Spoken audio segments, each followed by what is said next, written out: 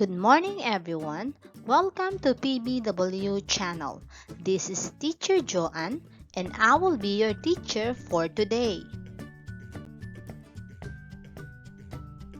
Our subject for today is PE Prathom 4 MEP.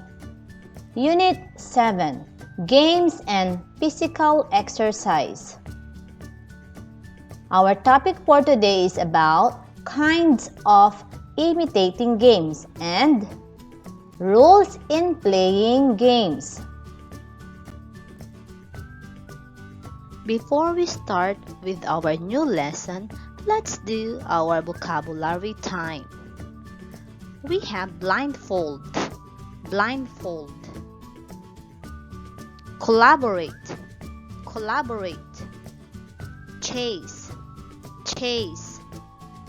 competitive, cheerful, crisscross, circle, flee,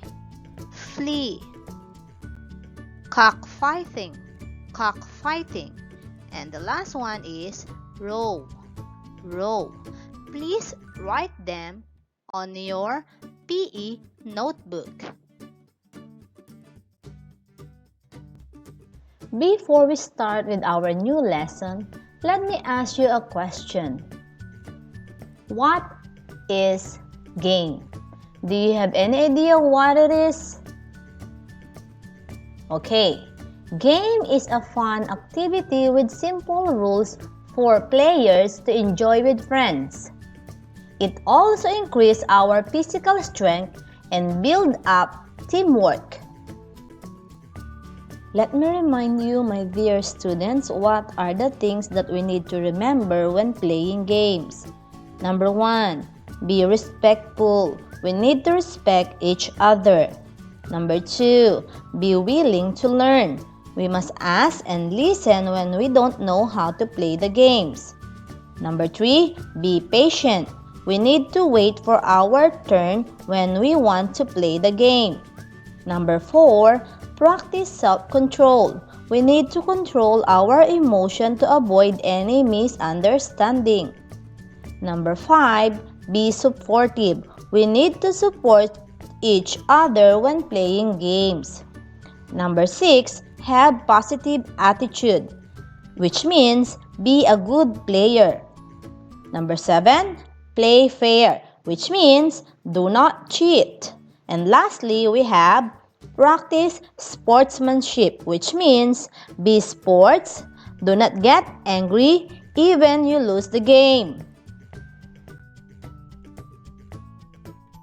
Now, let's discuss our lesson for today, which is imitating games. Do you have any idea what is imitating games? I will explain it to you. Imitating games is a game for fun by imitating the way of an animal moves and sound it makes. Now let's start with our imitating games. The first one is cockfighting game. What is cockfighting game? It is imitating the movement and sound of a cock or rooster. Now, I will explain it to you, dear students, how to play the cockfighting game. The first one is all the players imitate the movement of a cock inside the circle, as you can see in the picture.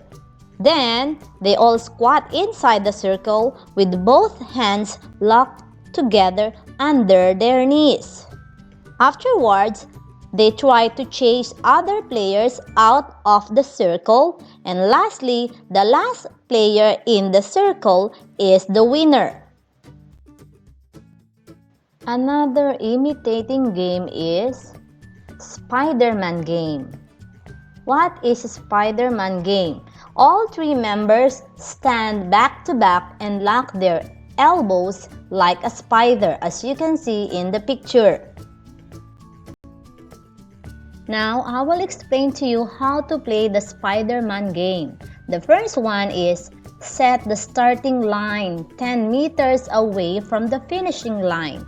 The second one is divide players into small group of 3 members, stand back to back and lock their elbows like a spider. Next one we have each team has to run to the finishing line while their elbows and arms are locked together. Next we have the first team that reaches the finishing line wins the game. For our activity time, draw and color your favorite imitating games on your PE notebook and explain why you like this game. Hope you enjoy our lesson for today. Once again, this is Teacher Joan saying thank you and have a nice day.